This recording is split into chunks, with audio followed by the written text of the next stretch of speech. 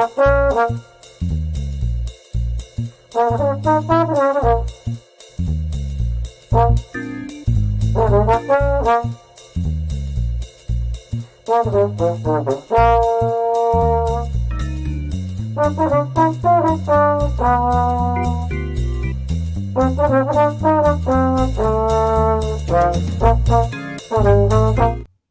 and welcome to, Hey, we like your pod.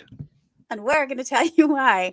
Hi, it's Dawn here, joined by my trusted partner, Matt Pickett. How are you doing, Matt, this week since Yeah. the game on Saturday, which I'm sure we'll talk about? How you doing in general? Surprisingly well, Good. you know? Yeah. I feel like I don't know. I mean, I'm gonna probably have to touch on the game just to answer the question, I suppose. But like, okay, it's a bummer the season's over, but we exceeded expectations and it felt good. The game against the Cowboys was an all-timer. We took it to the 49ers and we caught them on a bad day. We should have had them, but you know what? Still felt good about that regardless. Fired Joe Barry. No offense to the man himself. Bummer for him and his family, but you know what I mean. Fired Joe Right. Barry. Right. Brought in another kicker, fired the strength and conditioning coach, which I feel like, I don't know, maybe we could be better off, with somebody else doing that. I don't know. I just feel like things are lining up nicely, like right away. I feel like they're taking steps they need to take. Now, if we can just hire a really good DC, that'll be amazing. And then, I mean, apart from that whole, part of my focus, it's just been a good week because we're still like in the slow part of the academic calendar, one of the few lulls that we have. So that's always nice because there's like no stress. It's just kind of like go to work, find some projects to work on, get some like old stuff taken care of that's been lingering. It's really nice time, It's been raining like for, I don't know, 4 or 5 days here straight. So like I'm a little bit over that. It's raining right now, in fact, a little over that. But otherwise, I got no complaints. I'm feeling good. How about you, Don? I'm glad. That sounds pretty perfect in many ways. I just got an emergency alert. That's funny you said rain because we don't get very much rain here, but we got rain for, I want to say like 5 or 6 hours, but it was really rain. Like it wasn't like a neat thunderstorm or anything. That would be way too much to ask for here, but it was rain. Like it wasn't a mist or a drizzle. And some parts of San Diego County, and of course, all the way up the coast, got really hit, and they have flooding. Oh no! And yeah, I was driving to a doctor's appointment on Monday that I absolutely really could not miss, and there were all these warnings, and it was surprisingly no traffic because there's always traffic here.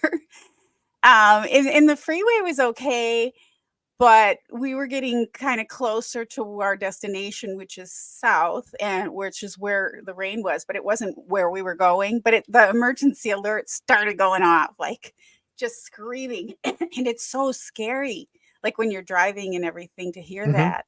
It's very discombobulating. So that was our excitement, but it cleared up. I mean, there are some people that really got nailed, though. Yeah. It was bad. We had an earthquake last night, I think. Really? Yeah, it wasn't here. I felt it, and I had people texting me, "Did you feel it?" That happens here. It felt like a hard jolt, and I right away looked because Tosh was up on her like 10-foot high up shelf, her sleeping. And she didn't even move. So I figured if she didn't feel it, maybe it was something else, like somebody slammed a car door or something. But I felt like it felt deep, like real. Have you ever had an earthquake where you are? Have you ever felt one? No. Yeah. Well, remember several years back when there was one on the East Coast? It was really rare. And they felt it all the way in Wisconsin. Yeah. I remember that happening, but I remember because I think I was in a part of the country at that point where I would have felt it, like I was in the radius or whatever, but like I don't remember feeling it at all. Yeah. Well, because the ground, it's like granite, it's solid on the East Coast. And hi, Bill. Thanks for joining us.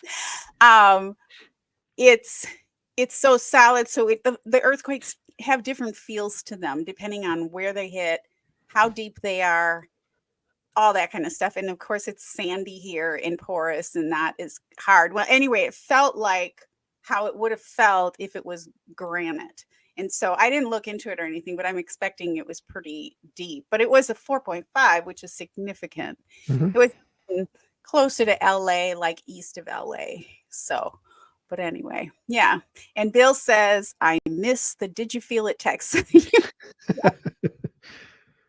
Yeah, that's from the USGS. They want, if you're willing to tell them what you felt, if you felt anything, what you felt, how it was, what, what floor you were on. Like, it's pretty detailed. These are Because very personal questions, Dawn. well, you don't have to answer, but if you want to answer them, they do use that to help them understand earthquakes more. Gotcha. All right. The impact. So that was super exciting. So, okay, well, like, earthquakes are a foreign experience to me, right? What is it like? What's a really big one like? I mean, I'd love to hear more about this. Well, where I live, I'm not on that close to any fault lines. So when I feel something, it's always usually pretty far away from where I live. So I'll feel it, but I don't necessarily feel like, if the people who were close, right? But what I can tell you, number one, is it is extremely, no matter how many, and I've felt lots and lots of them over the years, no matter how many times you feel it, regardless of how it is, or if you're hearing the shaking or whatever, it is so discombobulating. Just for me, it's just a second or so, because then it's like, oh, it's an earthquake. But at first, it's just like, whoa, what is happening? I think the largest one, I've had a couple that were pretty big, but I remember the one in LA, the Northridge, which probably 35 years ago. Okay. And down here, it was like the ground, the floor of your house is like rolling. And everything's shaking and it's loud. It's like a train. And then if you have a lot of things that could rattle, there's going to be rattling and things falling down. Usually for me, not much of falling down. A few things have fallen down here and there, but yeah. So but it kind of depends. And if it's rolling, that means some things and all that. That's if it's really big, you're going to feel that rolling. This was just like a jolt, and it was quick. And when you live in an apartment, like I'm up high, I'm on the top floor, you're going to feel it more. The buildings are built to sway. So that's not a very good feeling. It's like, you're up there and it's like, oh God, and the building creaks, the creaking going on. It's not a desirable feeling, but it's pretty it doesn't happen very often. Sure. So you said the buildings are built to sway. Do you mean like to kind of absorb the impact so things don't break off and stuff like that? Yes. Okay. All right. They're earthquake proofed. I mean, most buildings that are newer are going to be built that way. And so, yeah, they're not really built to sway, but they're built to, and they do sway. They do sway more. So, yeah. So, interesting. But yeah. I've had a few bigger ones that were just like really scary. And then the aftershocks are no fun. I didn't feel any aftershocks either. So I'm guessing it was deeper. I'm not sure. I'm not sure. So Bill is familiar with the did you feel it texts. It's gotta be a better way to say that. So Dawn, what do you okay, so on Twitter, there's been a lot of like, I'm rooting for the Lions. You're stupid. I'm gonna root for this team. You're stupid. Like all that kind of stuff. I feel like people can call each other stupid all they want. I don't care. You should be able to just root for whoever you want to, and not have to face a firing line. But that said, who are you rooting for our last 3 games we have here? Right. I've probably said it before. I don't really root for anyone. Usually in the after we're out, after the Packers are out, If Mhm. anybody's listening and they don't know, we're talking about the Green Bay Packers and their loss on Saturday more frequently. I mean, more recently. But I did put up a text that I was like happy for the Lions or something. And then I did notice some of that. I feel like nobody should tell anyone else how to be a fan Mhm. or how to deal with loss or how to deal with a game loss or how to think about there's certain things that I think are just off limits. If somebody wants to have fun and do the mock draft, leave them alone. If they want to Yeah. have fun and play around with defensive coaches and who the Packers might hire, leave them alone. That Well, they're as not long as you're saying not they're an hurting someone, expert. right? As long as you're not I mean, hurting what's it somebody going to else. hurt you? Yeah, I Yeah. mean, are you threatened by that? Then if you're threatened by that, look out, because it's bothering you more than anybody else. Like, just Yep. ignore it. I don't know why people can't see a text or something they don't like and just move on. Like, oh, I don't like that, I'm not going to comment. You don't have to comment on everything. I mean, that is the very basis of Twitter, but Well, it's all social media, right? yeah, truly, It's like, truly. but so I don't know. I mean, I do feel for the Lions. I've always had, this from the show. I've always had a soft spot for the Lions. Yeah. No, same honestly. Like I think it's Well, fun. sure. They're on Sure. this amazing run, this amazing rebuild. I Yeah. kind of like Dan Campbell. They've got some Oh my likable gosh. players, Yeah. It's like Yeah. this is fun. A really wonderful like, kind of underdog story. And I freaking hate the 49ers. So, I really just want to see the 49ers lose. That's I don't Especially after care. saying, Don't care who's I playing. don't want to see Mahomes in the Super Bowl. So I don't know if I'm rooting for anyone, but I can tell you who I don't want to see in the Super. So Yeah, I'd love to see Lions Ravens. That'd be so fun. that's what I'm hoping for too. And I want to see the Ravens Yeah, win that one, but that's exactly what I want to see too. sure. And so I just feel better about those teams. I didn't think the 49ers were looking that good on Saturday. It's true. Maybe because they were too rested. I don't know, but I was, or maybe we were looking better than we thought, but I didn't think we were playing that well either. So it was kind of like, I don't know what to expect. I have no real expectations. I'm going to enjoy the Hmm. games. I'm a fan of the game. I Yeah, like yeah. players from different teams, all different teams. I've not rooted for, but I've enjoyed watching Brock Purdy and his story. I mean, it's hard. I mean, if you're watching a game where somebody walks on as the fourth, what was he, like the fourth string? Or Because something. everyone else was Yeah, hurt and do well. It's cute. It's great. I mean, it's a great story for sure. it's Yeah, a great story. How can you be mad at that? I mean, sure, I don't want to lose to them. That's a again. different story. But they're coming to Lambeau this next season, and I feel like that might be the time. That might be the one where we get them Oh, finally. yeah. Yeah. Well, I'm looking forward to this upcoming schedule for Yes. sure. And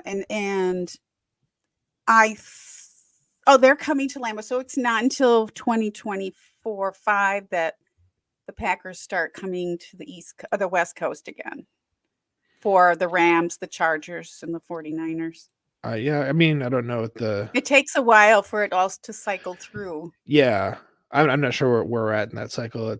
I know it's logical and it's like clockwork how it's built. Yeah. But I'm not sure where we are in like each of those independent Yeah, I'll cycles. have to But check. I know somebody who would know, so I'll check. But I was thinking it might be the year where if the 49ers go to the Lambeau this year, I doubt that then the Packers are going to the West Coast this year. Because it seems like keep talking. I'll pull it up.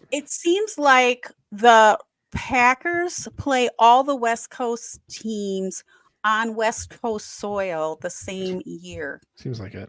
Remember? Like Yeah. when they did that, they came for the Rams. They came did they even play the Chargers? I think they played the Chargers for some reason. And then the 49ers. So I have this up actually. We are playing the NFC West this coming season. So we have 2 there and 2 home. So we are going to be going out to play the Rams. We'll probably beat them, like we always do. And we're going to go out there to play the Seahawks. Okay. But the 49ers are coming to us, as are, of course, then the Cardinals. Okay. Yeah. So Rams game, we need to go. You need to come out here. You need to go. You're closer than me. Well, I think I'm really looking forward to seeing that stadium. I've been wanting to go to a game there if I can get better by whatever then is. I'm still not really wanting to be around people right now with all my health issues. So that's cool. That's cool. So, so sorry, I was going to say, that of course the dates aren't determined yet, of course, right for the games, but tell you what, I'm going to read off the home games and the away games. I want to hear which one would be like the one you'd want to go to, right? Just kind of get your take on this initially, right? Mm-hmm. Home games, obviously, of course, the Vikings, the Bears, the Lions, always. Then we have, like I mentioned, the Cardinals and the 49ers. Also at home, we'll have the Texans, the Colts, the Saints, and the Dolphins. Some good ones in there. Away, again, the division rivals. And then also the Jaguars, the Seahawks, and the Rams, who I mentioned, and also away at the Eagles and the Tennessee Titans. So for you, what would you want to see, home and away? Yeah, like well, if it's just for one away, definitely Rams. Right. And then depending on what time of year it is, because I won't go there when it's freezing. Yeah. There were a few in there that you mentioned. I forgot now already. I should have written it down. Say the home ones. I don't. Yeah. First of all, a division rival, any of the division rivals would be okay. Sure. Those would always be good for sure. Yeah. And then what were the others? Cardinals, 49ers, Texans. Colts. So the Texans would be really, really, really interesting. I know, that's the one I want to go to. Like, depending when it is, if it's like right, December, right. maybe not, but maybe we'll have to do another Matt, Katie, and Dawn that'd be awesome game. Yeah. So I mean, that's the one that for me is like, ooh, I want to see that one at home. That'd be fun. Yeah, because it's CJ. The Dolphins would be a lot of fun too. Dolphins is another one for sure. 49ers, I would do for sure. So all of it, just depending on what time of year. Yeah, what time of year? Yeah, there's some good ones in there. Sorry, there's some good ones in there. Oh man, it's going to be a fun. I mean, it should be a fun season. It really should be a fun season. Yeah, fresh new defense, and our offense, like continuing to get better and better. Yeah, I would think so. I mean, there can be regression too. A lot of things can happen. A lot of things can happen. So, are you? Yeah. So I was gonna say, I feel like I keep interrupting you, Dawn. I'm so sorry. A lot of the sort of discourse this week has been like, oh, we're so optimistic for the future, but you never know what's going to happen. And like, you don't always have a guarantee of getting back. We don't have a guarantee of getting back here. Are you kidding with how good our team looks and how young they are? Like, even if, two of our receivers totally just crap out next year and are like nothing like they were, we still have like 4 other receivers who are going to be really good. You know what I mean? So I feel like the offense is going to be fine. Even if Jordan Love comes down to earth a little bit, he'll still be like a really good quarterback. You know what I mean? And with LaFleur's scheme, I feel like our offense is good. I'm not worried about that part of it. I feel like the defense has a lot of chance to be better. So, there's no guarantee he'll be there again. But like, I think we'll make the playoffs. Like, I'm not worried about that at this point, So it's like, that's fine. And we won 1 game in the playoffs. Like, can we win 1 game in the playoffs again? Like, depends on who's out there. You never know what's going to happen. But like, I feel like we could for probably several years.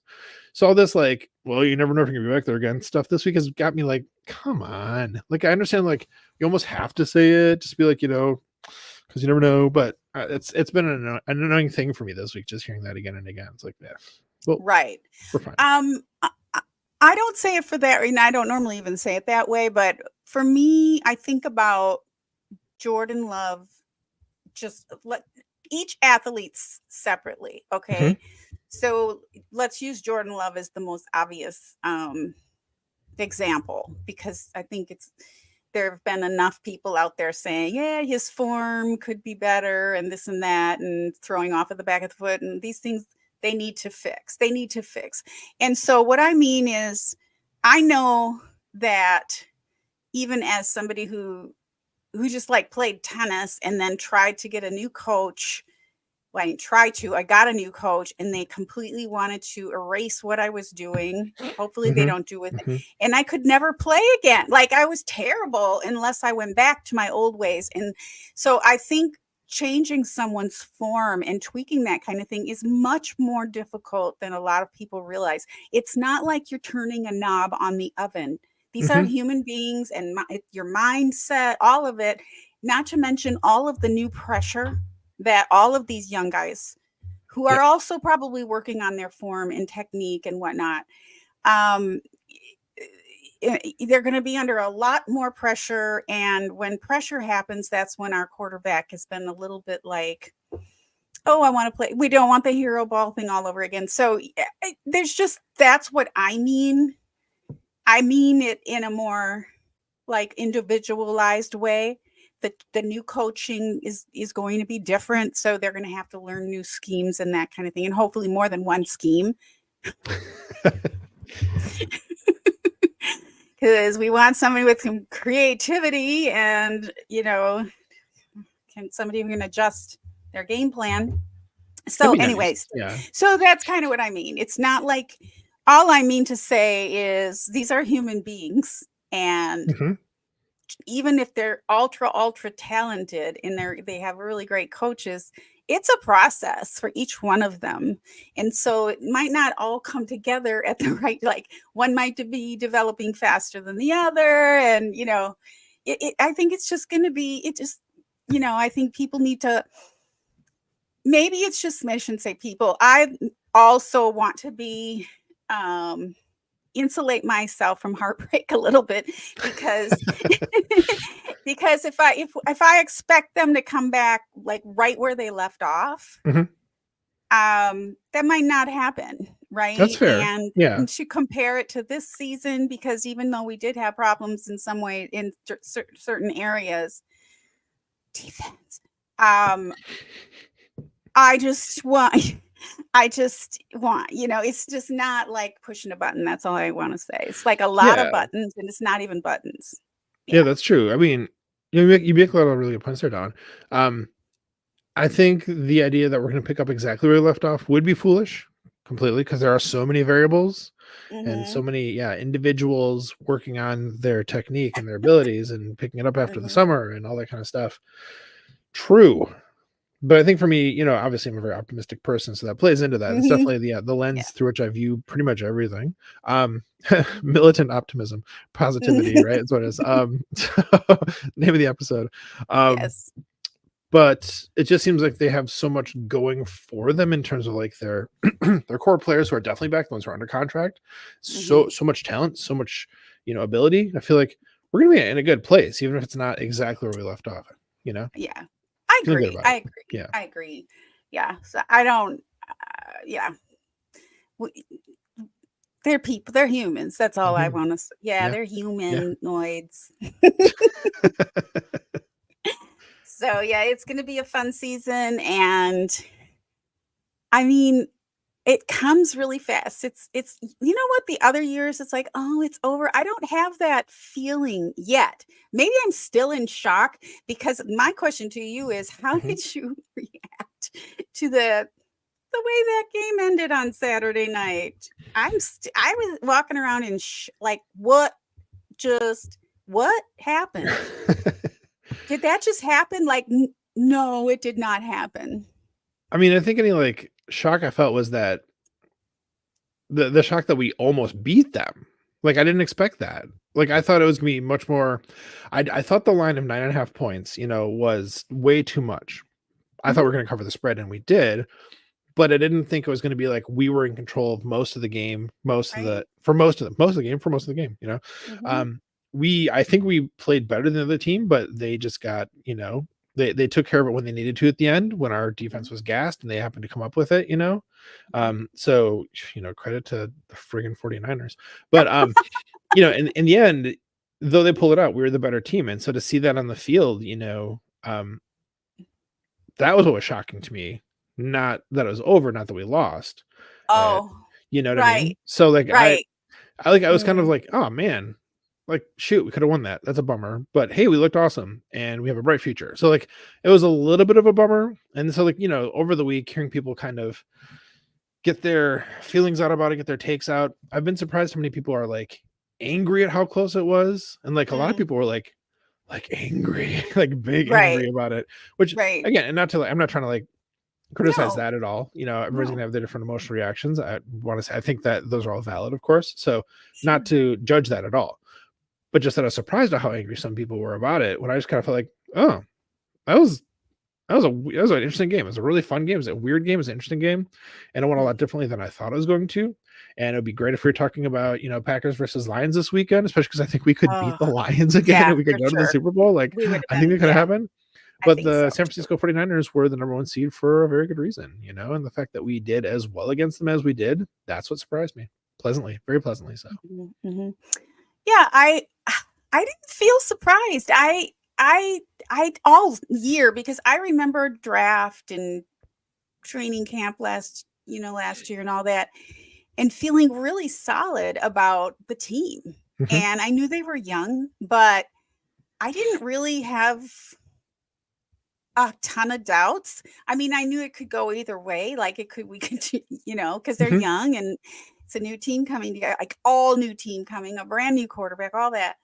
So, but for some reason, I had this confidence, Mhm. really before the season even started and throughout the season. And then because they looked so good, and when they did lose, it was for the most part. I think there was one game that's an exception, but for the most part, particularly the offense looked so good, and in the games that they lost were just a couple little, like, it was kind of like the 49ers. There were a few games that were like the 49ers game There on are a few that were, Saturday. yeah. It was Yeah. so close and we were in front, and then all of a sudden just a couple of stupid moves. And I know there were a good 10, things that went wrong. I was really mortified when I found out, if I'm angry about anything or disappointed about anything, it's to learn that Matt LaFleur was having to get that involved with the defense. Mm. Mhm. Because I felt like they sent Jordan out there on that last what should have been a series, and and I just somebody should have been like, he's young, right? Mhm. This is his first year. The pressure's on. He looked a little like he wasn't feeling well. He almost sounded like he had a cold when he spoke afterwards. I'm He not did. sure. Yeah, he did sound like that. Didn't I he? agree. I agree.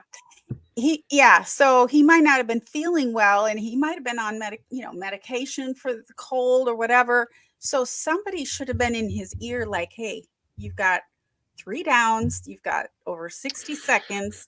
You don't need to Keep it. force it. You don't need to. Yeah. And maybe that would have made all the difference in the world. And that's coaching. And if our offensive play caller, Matt LaFleur, and head coach didn't have to, handhold the defense as well, maybe he would have been, he would have done that. So I felt like somebody dropped the ball there. I literally, Huh.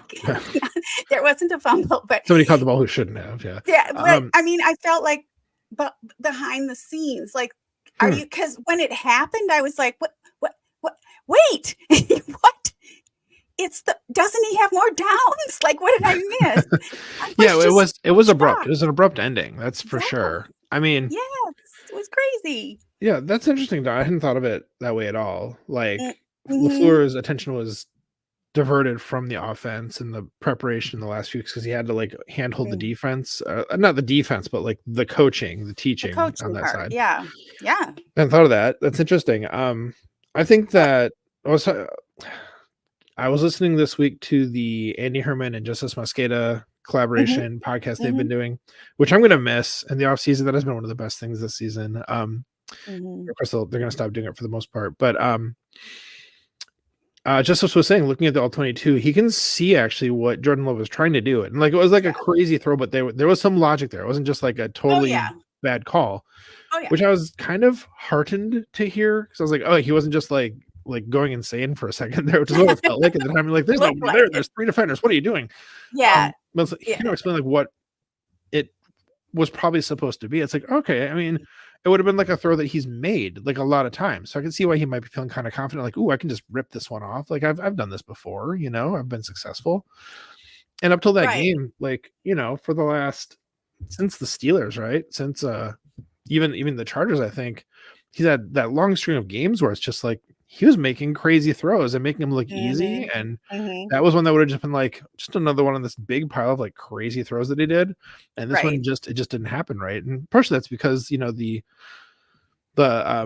linebackers for the 49ers are like so insanely Yeah, good. yeah, they're good. They gotta be So the best in the league. They're yeah, crazy yeah. good. That was yeah, partly So that, but again, he needs to do that. I think so too. Jordan even said that in his press yeah, conference. He's well, like, yeah, I saw it, I mean, he wasn't making any excuses, but he did yeah, see something. He wasn't like he was just hurling it off, but yeah,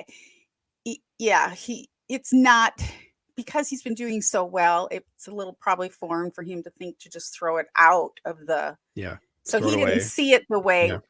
you see it when you're on slow motion looking, backwards. But again, that goes to my point of maybe just a little reminder in his ear, this is the time where Yeah. we don't make a mistake. Like this is Like, hey, not the buddy. time to take a Hmm. chance, right? This is it. This is huge.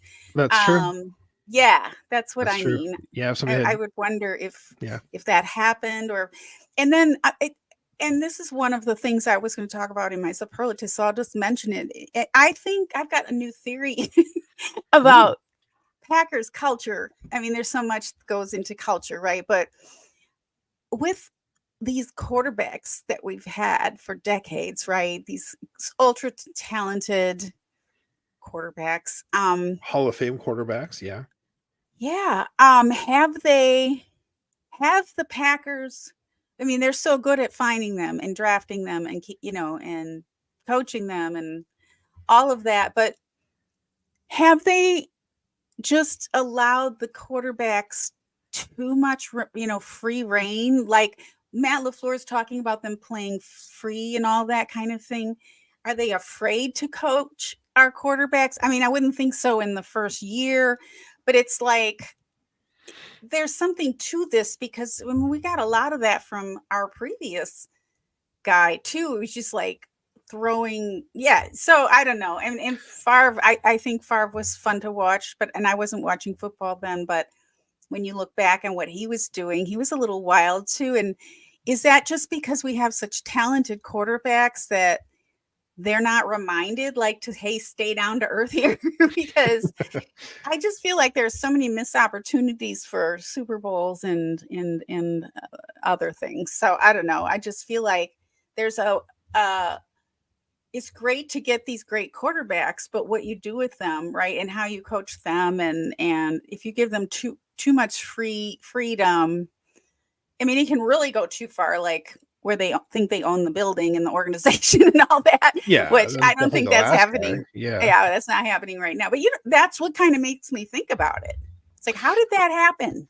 I mean, How did, when you're Matt LaFleur coming into the building and there's already this like all time, quarterback who has a reputation for being very, strong willed and definitely, kind of does what he wants to, it's hard to, especially because he's not like the most aggressive guy in the first place. What I'm trying to say here, Don, is like I think that was definitely the case with the last guy for sure, but I don't even get a whiff of that with Jordan Love. I'd be surprised if it even happened because he seems like such a down to earth guy. I can understand like maybe getting a little ahead of yourself in terms of like Jordan, you go do what you can do, man. Like, oh, we got one drive, we got like right, a minute and 4 seconds or what it was. We got right, a limited number of timeouts. We just let's do this. I can understand kind of getting a little too overconfident, but I right. don't think this was a case of Love going Rogers on the play call for Well, the offense, something no, like that, I don't mean it from Love's side. I mean it from the coaching Lifter side. side. Hmm. Yeah.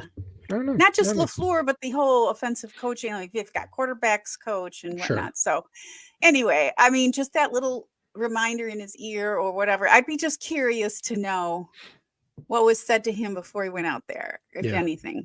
Yeah. Because it was just such a huge I mean, play, I would it was so almost think like important. like I think you make a good point that like if he didn't, Matt LaFleur should have been like, all right, buddy, we just got to like keep our nerves, down, just Right. take a deep breath. I think he should have. It'd be good if he didn't. But I think probably it's just as much the case somebody would have needed to say that to LaFleur. Be like, okay, man, we Sure. need to make sure we call a good clean, last drive here. So For sure. yeah, For yeah. sure. That's I a high mean, pressure all situation. of it, the checks and balance all the way Hmm. around. I thought about that one too. Yeah. And hey, Brian, it's good to see Hey, you in Brian. the chat. Yes, we're Okay. almost ready to talk draft. I usually don't talk draft until after the Super Bowl. Oh, Matt died.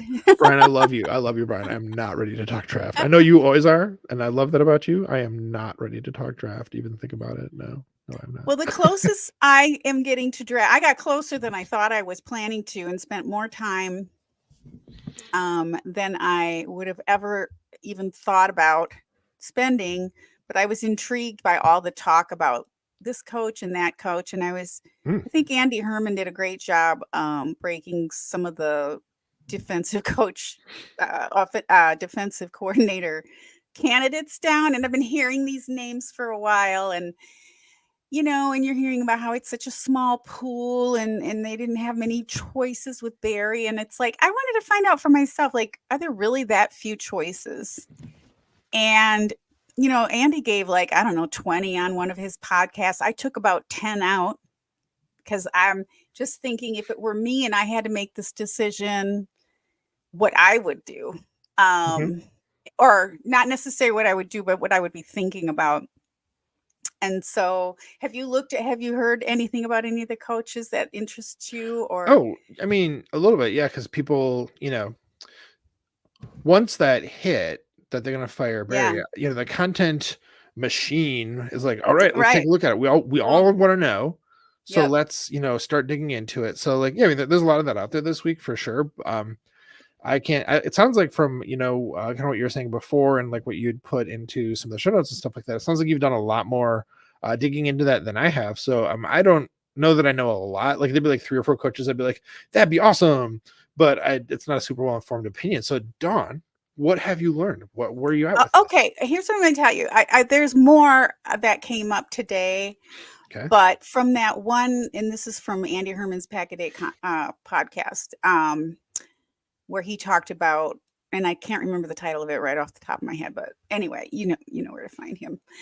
Just talk about defensive coaches. I mean, just do a search for defensive coach Andy Herman. You'll be set.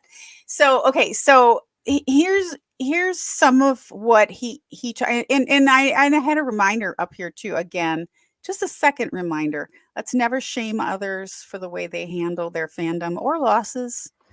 It's we're all different Hmm. and we do what we do.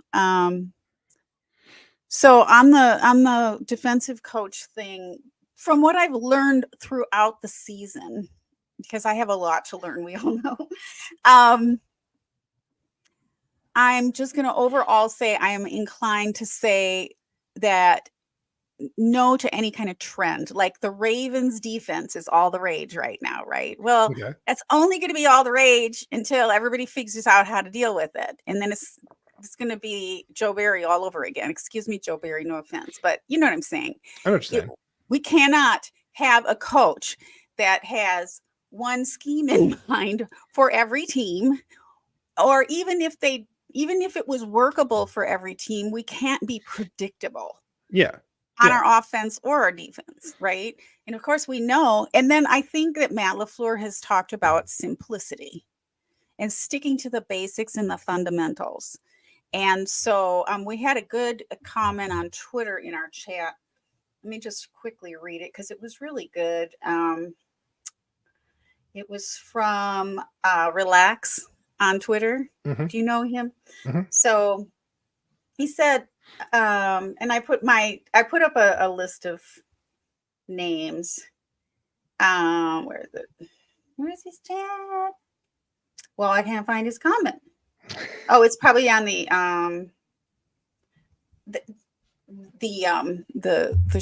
show of Twitter. But anyway, in any case, he basically said he didn't want to be tied into any schemes either, and for a lot of the same reasons. And we kind of agreed. But sorry, Relax. I wanted to read your thing online, but I can't find it right now.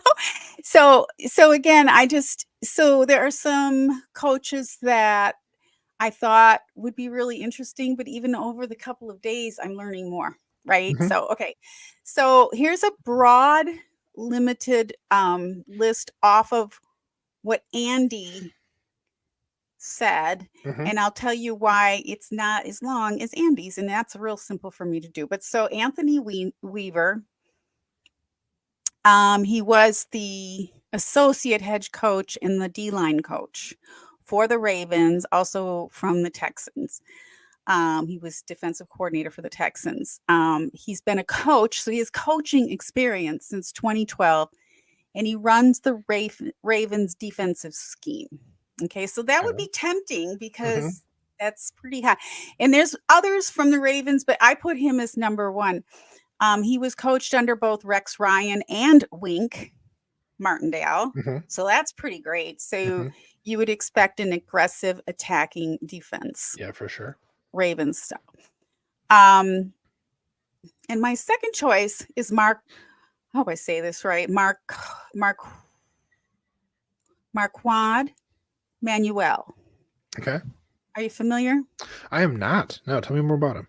Okay, let me get him up here because I, for some reason, just put a link and I didn't write anything down for him. He's from the Jets. Oh yeah. I was excited. So he's my number two. He's from the Jets, and I'm not sure why. I can't remember why he might be open, but right now he's a defensive backs and safeties coach. He's not had defensive. He hasn't done play calling yet.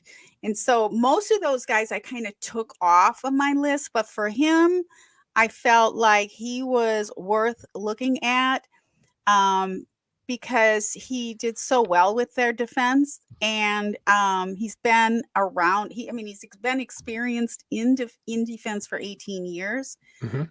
but he's also a player, and I kind of like that that element to coaching usually. And he also went to the Super Bowl both as a player and as a coach. That's pretty cool. That's pretty great. And that kind of leads to why I rule out a lot of people, because there are older guys with experience, right? But and some of them are pretty, really respectable, but I would really prefer somebody a little bit younger. It just feels like a better Mhm. fit for Matt LaFleur because he's a little bit younger. And then also, but I don't want to say that. What I will say is a lot of people are like, oh, we don't want somebody who's just going to come for a year because they're going to get a head coach position after this, which is entirely possible, like with Yeah. Ivero, right? I think it's Everett. But I that's understand. okay. It's okay. If it gets us to the Super Bowl, I'm okay with Right? that. If we have a Okay, one-year DC who gets us like to the Super Bowl, yeah, then he gets fine. to go Yeah, to be a head coach somewhere. Sure, totally. yeah, yeah. I'd be happy with someone who just doesn't hold us back from getting to the Super Bowl. Like, My the goodness, bar is not seriously. going. Okay, so those are my top three of the guys who are a little bit younger and have a little bit more of the future in front of them. Those are my top three in general. I like it. The older guys that made the list is Wink would be Mhm. number one. I'm interested in him for sure. Yeah. Yeah, how can you not? And just with his background. Although again, with him, the way he parted ways with his previous team, and we don't want somebody who's going to be a problem. But when you leave in a kind of a public in a weird way, that's kind of sketchy too. So, but also Wink, but also there's talk about Ron Rivera. Mhm. There's talk about, and we all know who he is, Mike Vrabel. And I don't like, Yeah, that's that's never another gonna thing. happen. That's Well, I don't love that either, because here's the thing. It's probably not, but a lot of people said Joe Barry wasn't going to be fired. So there's a lot of things that are happening. And here's the thing. What I was thinking about with Vrabel was, if I were him, I thought about this one a little bit differently. So course, he wants a head coach job. So let's say he doesn't get a head coach job. A lot of people are like, oh, he'll just sit the year out. Well, guess what? With all these up and coming people and with the NFL being so transient and changing so fast, taking a year off is risky.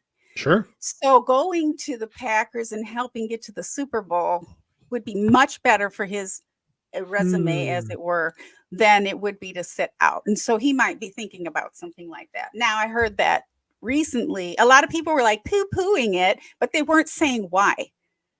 Now, if you're hearing, okay, it was said behind the scenes that he's not interested in the Packers, that's fine. Okay. But that's just coming out now. You know, you can't just poo-poo it because, oh, it's never going to happen. Well, yeah, we never know. Yeah, that's true. Well, I mean, yeah. I mean, there's some reason that his name kept coming up for not just the Packers, but yeah, there's some reasons for it. Yeah. So I guess I feel like though. So I'm sorry. Go ahead, Dawn. I'm sorry. Go ahead. Okay.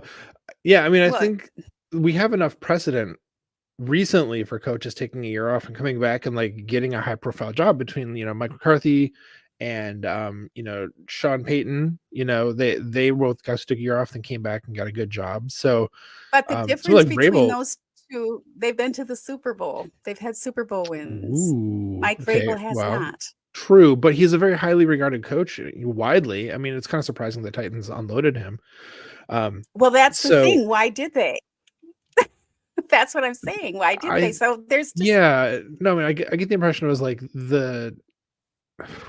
I think it was like strife internally between him and the management. I know I heard a bit more about that over the week, but there's been a lot of stuff this week, so I can't say that I remember exactly who said it or what it was. But suffice to say, I think there is some internal stuff there. I think a lot of people were surprised that anybody would fire him. So, and I think, you know, coaches, you got to have a big ego to be a coach, you know? So I think it'd be hard for somebody with a big ego like that to be like, I'll just take like a demotion, you know, cause that is a demotion going from head coach to like a, you know, coordinator. Yeah. I don't know, but you're totally right when you say like, sorry, what were you going to say? Strategy. No, I was just saying I agree. It was for his strategy, for him personally. Like if I were looking at from him outward, it would be a bold move to take a step down as a way to take a step up, you know. But and other coaches have done. We don't know. Other coaches have done that. Other head coaches have done that. True, that is true. And if they can't find another job, which is very possible because the landscape is changing so quickly with the NFL, and there's so many good upstarts, and people might look at him as, he's you know, he's not able to do this new stuff. You know what I'm saying? And so there's a possibility if I were him looking at it, I would be like, do I want to, you know, take a job as an announcer and then be not considered, or just take a year off? Like there's, and even just in personnel in general, you know, from a human resources standpoint, they don't like, you know, people who have gaps in their resume. It's just, it says something, you know? So I'm just saying from that standpoint, I'm keeping him on my list despite the pressure from Twitter, because I don't give a crap. Well, I mean, you know what I mean? It's like, it's true that like the sort of the hot takes on Twitter often amount to nothing.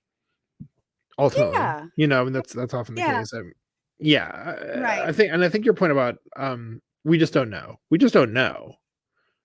It's so true. What he's thinking, what he's going to be offered, if he's not offered anything. I mean, as it is, like there are still way more like solid candidates for head coaching positions than, you know, available positions. Like Bill Belichick is still a free agent at this point. Like, I mean, that's right. There's so few openings. There's only 31 teams, and most of them are not hiring. And so that's the point. It's just like, but again, if all of a sudden somebody's going to pull up and say, okay, he said he's not going to the Packers. Well, he's going to go off the list, obviously. But so but you didn't say that before, did you? So, you know, I kind of wonder about that too. And then so generally it's Anthony Weiner. I keep saying Weiner. I'm going to do this that's a different person entirely.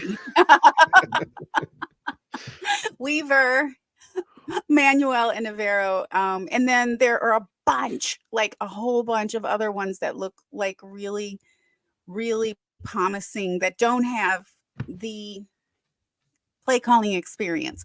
And so Sure. my feeling is the Packers, if they really, really in it by all, they should think that they have a chance for the Super Bowl next year and they're going to be a contender. They're not going to want to take a college coach who has to go from college to NFL. I don't think, because there's been a lot of discussion about the pros and cons of that. And so I didn't even put any of the college coaches on my list. And then there's the whole idea of just somebody who is really already established, like Vrabel. There's a lot of risk to that as well.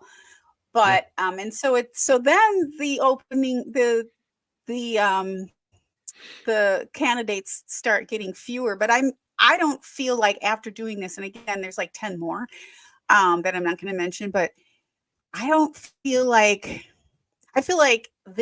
there's a lot of choices. I don't feel badly that we're not going to get somebody really great.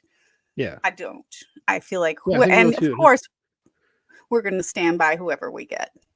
For at least a year Monarch. For at least a year and a half. And then after that, fire them all the way.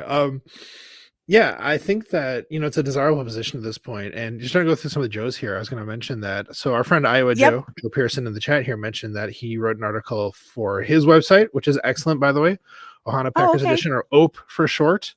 And so he, I asked him then in the chat here, like what his top 5 were. And so you've got one from up right now. He said Jason Tarver from the Browns. I'm going to take over here a second. L. Harris. Yeah, go ahead. Dallas. Wait, but did he do it in order? Because I don't know. Because I'm going backwards from the bottom. Yeah, go from the top down. Okay, let's go from the top. So, Johnny Holland, the linebackers coach from the 49ers. We were just talking about the linebackers of the 49ers being so good. So it seems like that's promising. He's on my second list. Yep. Anthony Weaver from the Ravens. Again, I'm talking about the Ravens. That was my number one. Steve Belichick with the weird faces from New England. Now, if you wanna poo-poo people for saying Vrabel, come on, Belichick. I mean, okay, if it happens, but I mean, I feel like Bill Belichick's gonna take his kid with him. So and then Al Harris, who I would like. I think he seems really awesome. Plus, Packers alum, Packers legend, Al Harris. Yes, and then again, Jason Tarver from the Browns. The Browns have been really good this year. Joe did mention that these were not in any order. So those are the 5 he mentioned. So awesome. I mean, thank you, good Joe. names. Appreciate that, and Joe. Brian's and Brian said, has Jake Shivinick. Who I'm not familiar with. Yeah. Let me see if I have him up here. Oh, I don't want to go through all my tabs. I don't want to. Brian might be making names up. I don't know. Throwing random names out in the chat there. How about Seymour? And hello again to Monarch. Sorry. All right. Sorry. So, Don, it's getting late. We should do some superlatives. What do you think? Yeah. So what do you think? So you don't have any choices for coaches. You haven't put together a. My opinions would be very much underinformed at this point. Mine is like, I don't know who Ron Rivera is. Right. Where I'm at with that. I know who Joe Evero is. I like him. So like the names that you and that Joe are throwing out, and a lot of people are throwing out. Like, I don't know enough to have a well-informed opinion. So that's why I'm like, what do you got, Don? I don't know enough about it. Yeah. Okay. Yeah. All right, so I know that took up so much more time than usual. What did you do with your week, Dawn? I mean, it's like you dug in. I was resting up a lot, so in my defense, it's like I couldn't do anything else. So I'm like, okay, I guess I'm going to. Okay, I'm going to just give you one quick superlative because I sucked up so much time, or maybe 2, and then and then I'm going to let you roll with it. How does that sound? Sure. Sounds good. Go for it. Okay. Most abrupt, and I love it. And that goes to Ken Ingalls. Out there with the draft spreadsheet, like the minute we lost. Salary cap. Yeah, no. I was like immediate too. Right. I was like, okay, salary cap for 2024. Like, whoa. Yeah. I know. I was like, I'm here for it. I wasn't ready for it, but I will be after the Super Bowl. But yeah, he was ready, and I love that. And I love that. So and then Actually, I'll have 3, but really quick. And I talked about culture because people are throwing the word culture around all of a sudden, which I didn't really feel. I felt like we had such a great team culture all year. But when people talk about culture, they're often talking about something specific or something different. And so I would just plead with people to define what you're meaning by culture when you do it. But most cultured for me is our team, our coach, and the culture of Green Bay. And I love the culture of having a hot quarterback, a really good quarterback, the culture, if you will, of letting them play free. But I mentioned Definitely. earlier that I thought, do we have like there's freedom and then there's like to me, and LaFleur has talked about this before, sometimes the most creativity really is from the most simple, like the most simple confinement. So when I was in art school, it was like you get to do this, you get 1 line and 1 circle or 2 lines or whatever, and Yeah. and then you need to emote this one thing. Go at it. And we all came up with different, artwork. Yeah. And I felt like I was at my most creative when I had those most restrictions, because when you don't have the restrictions, like, oh, I can do this, I can do that. I mean, I was still creative, but I think there's a real, and I think this is what LaFleur often is trying to get at, is there's a real, there's a real, there's beauty and there's a lot of success at anything when you have simplicity and you don't make things too complicated with whether it's scheming or whatever like that. But yeah, so I was thinking about culture a lot in light of Saturday's heart-crushing loss, and particularly the last play of the season, because of the weight, the responsibilities that are going to be on Jordan Love's shoulders going forward. And when I used to be able to work, I mean, I remember often it's like you're only as good as your last whatever, right? So the more you do, the more you accomplish, the more is expected of you. So anyway, so there's a lot of culture going on in Green Bay right now. A lot of culture going on. And I had a really quick most therapeutic, and that goes to our friend Erin Alice. And what she did was she just put a post on Twitter. What is your favorite moment of the Joe Barry era? And she said, mine was Baker Mayfield doing the first opposing QB to get a perfect passer rating at Lambeau. My gosh. And then the thread from that was so fun and very, very, very therapeutic. So thank you to Erin Ellis for that. That was great. It was good. It was good catharsis reading through that for sure. Yeah, it was amazing. So what do you have, Maddie? Yeah, so I've got 3. First one was best uplift. So I'm not on TikTok a lot. Fortunately, somebody like reposted this to Twitter, but I want to go like find it on TikTok as well. There is a creator out there. I'm not sure how they pronounce it. Maybe Chilltown32. It's CHLTWN 32 on TikTok. This guy is a 49ers fan, but this TikTok was awesome because it was. Did you see this one, Dawn? It started with like a Packers fan on TikTok who was kind of like being sad about the season being over. Then this guy kind of comes in and is like, "You got nothing to be sad about. Like, lift your head up. Like your team's gonna be amazing." And like just it was almost like a pep talk, like a coach's speech at halftime about like, look. You're gonna have him next year. You guys are amazing. You have this amazing quarterback. Like he's saying, like I love Brock Purdy, but he's not that guy. And Jordan Love is that guy. Just like the tone, the sort of like feeling of it. It was like exactly what I needed at that moment. It was so good. It was so sweet too. Yes. Yeah. And like I mean, because it's so easy for us just to like trash talk other fan bases, or whatever. It's inherent to the sport and to the competition itself. So anytime you do have somebody from another fan base speaking well of your team, it's always kind of like. Yeah, that's nice.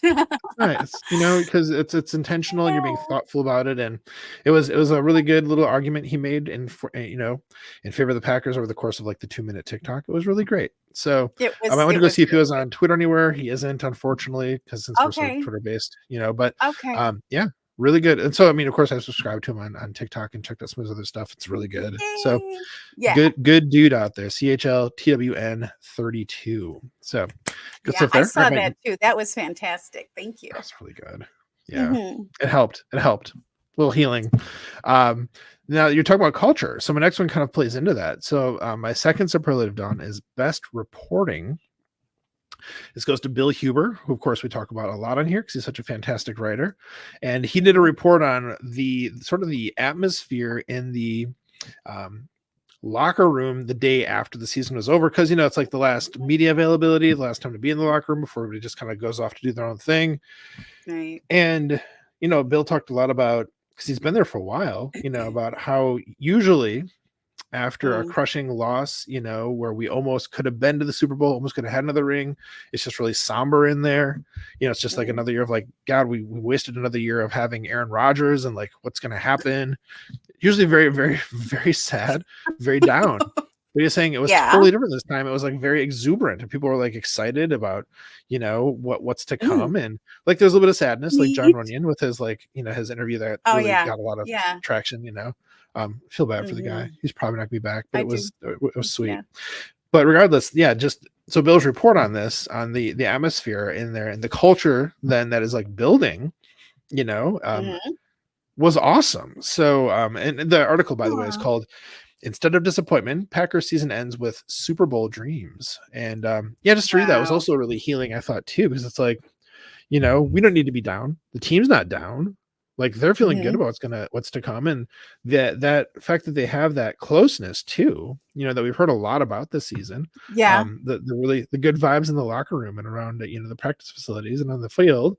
That's got me so hyped, so excited for what we have, for the next several years. So I loved that. I loved that very much. So did you see that article by any chance?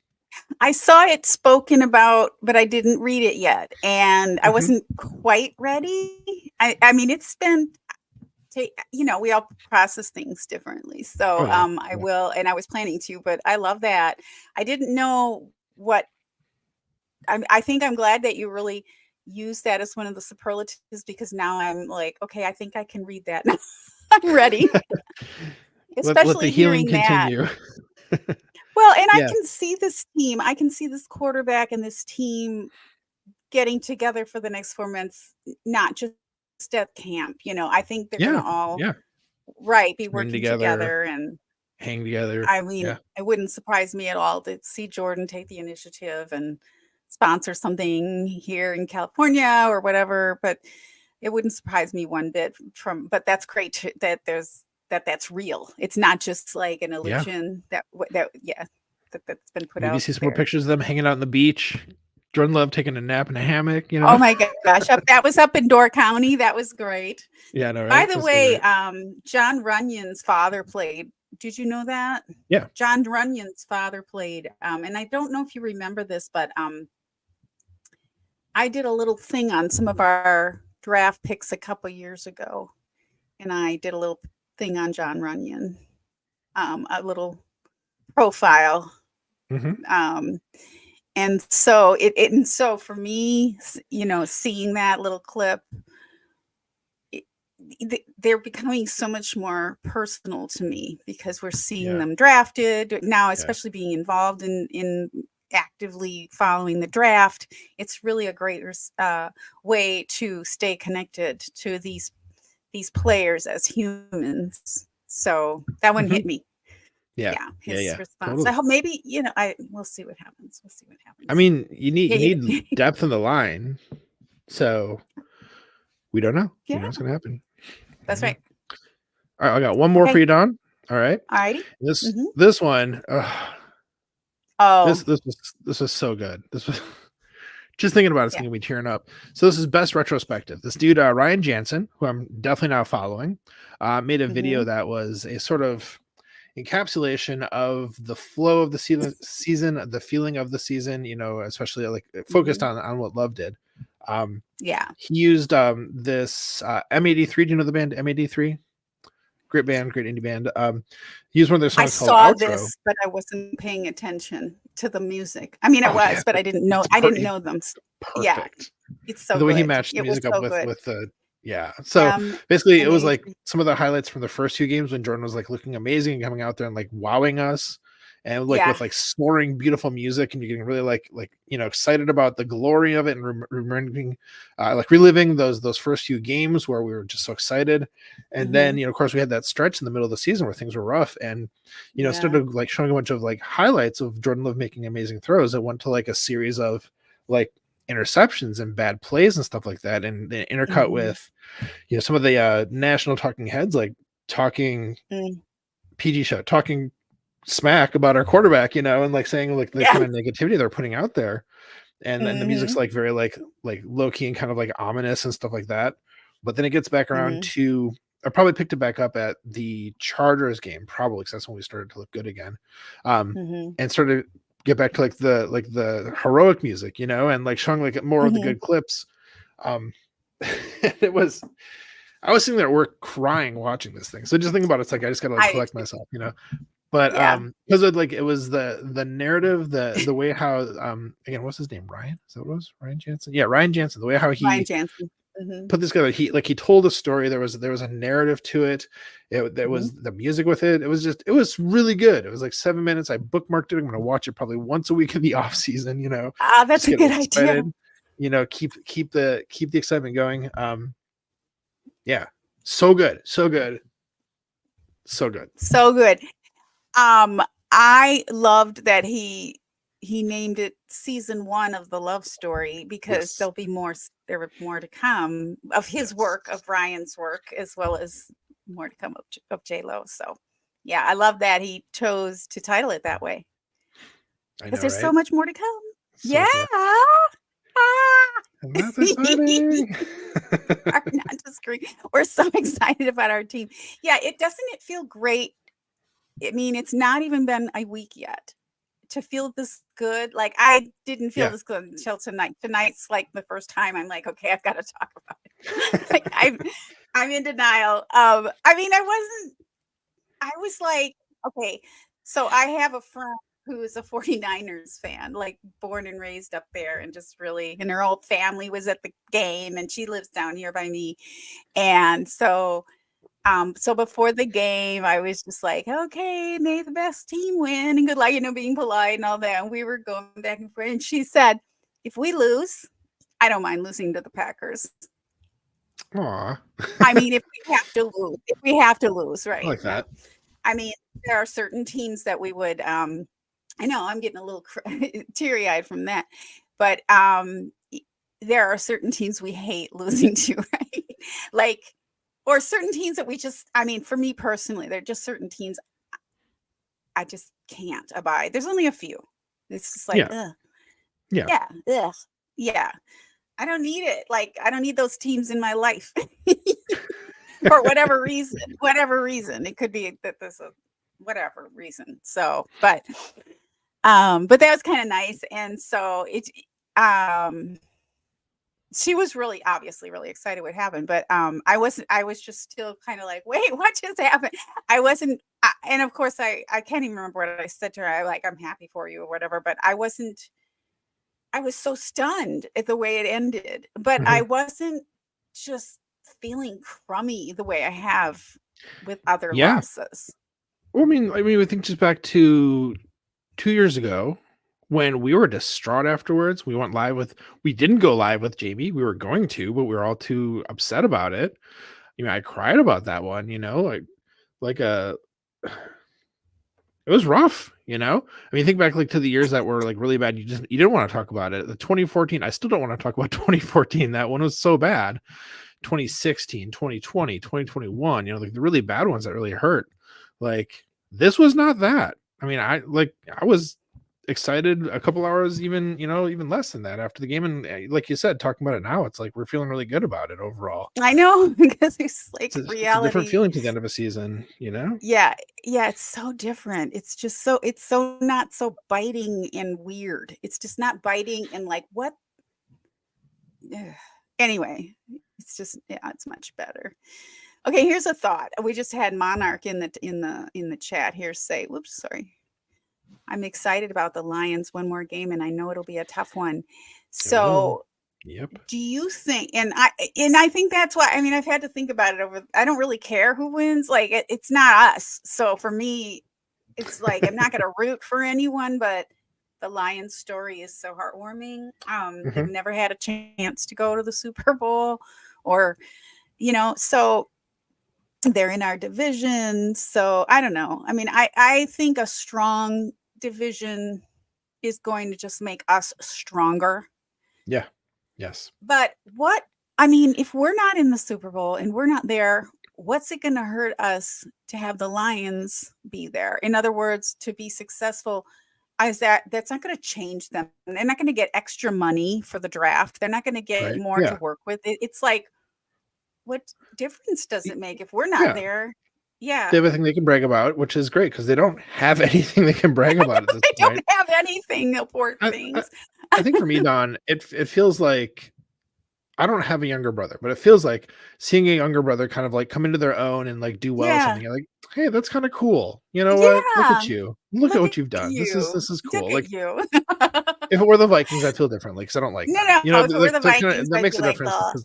because the Lions have Yeah, been so bad for so long. I've never had even right, once a bad interaction with a Lions fan. I've had so many of the Vikings right, fans. So it's right. like, yeah, no, I'm happy for them.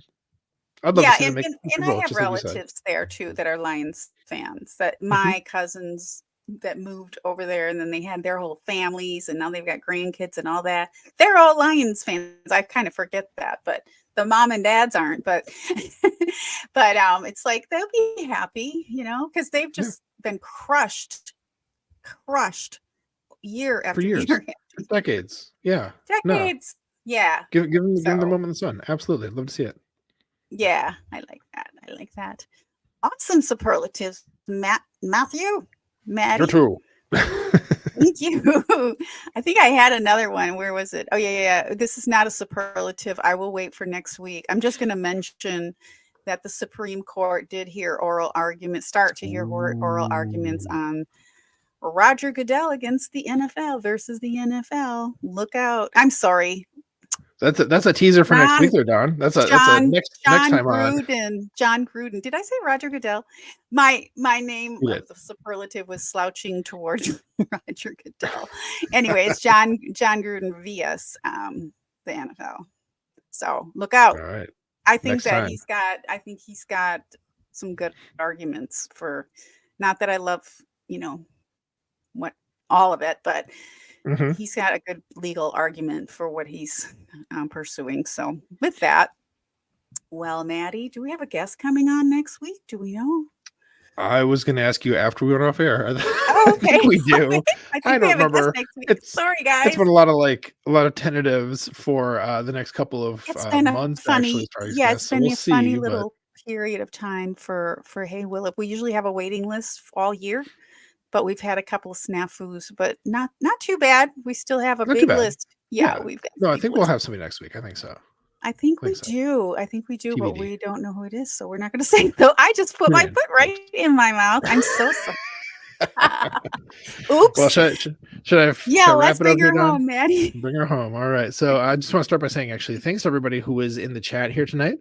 Anyone listening who has been in the chat in the past during the Packers season. Of course, this isn't the end of the season for us. We go whole year round, so you're stuck with us. But which actually, side note about that, Don, I was going to mention earlier, one of the things I'm kind of bummed about this week more than anything is just a lot of my favorite podcasts do Yep, shut down you're going at to the be end of the gone for a season. while. Like reporting is eligible, like a lot of the like sort of guest podcasts that Andy had going through Pack a Day, like his collaboration with Justice, for example. Numerous others. That's just the first off the top of my head. Packers The Unscripted, for that matter. Dusty and Sarah and Steve, they They're take a break well, they during take a draft. time off. That's true during Yeah, draft. well, That's for just this year. during, yeah, but some of Andy's people will maybe be back next year. Yeah, no, he'll probably bring a lot of those people back during the season. But point being, like, Right. it's kind of a bummer that we're going to lose some really great, regular podcasts as the fire hose, that is the content machine slows down more to trickle than it is full blast, in the off season. So that's kind of a bummer. But anyhow, we'll still be here. And thank you very much for the folks who do show up and interact with us. You're amazing. We really, really appreciate it. It means the world to us that you come and listen and watch. So thank you. Thanks, folks. All right. Friends, of course, you'll find links in our show description for when we mention. Oh, actually, that's not true anymore, is it, Don? We're not putting the links in the show description? Oh, yeah. If we got to take that out, we're not going to put Okay, links. well, hey, friends, make sure you listen to see who we talked about every week. Yeah. And we'd love to have a chance to interview you. You know, if you're interested, let us know. If you'd like to nominate someone to be a guest on our podcast, you can let us know as well. And our DMs are open on all the social platforms. And folks, when you subscribe to our podcast, I'm talking about like on, Apple Podcasts, on YouTube, on all your platforms. When you subscribe to our podcast, you help us to keep spreading the love in our community. And the best way to help this podcast grow is by sharing it with your friends and family. Yes, Maddie, that's right. Because we love you. We're so glad to know you, to be fans of you, and have the luxury of being fans of the most storied team in the NFL. Mm-hmm. We appreciate your support, your subscriptions, and sharing our pod. And we look forward to seeing you next week on Hey, we like your pod.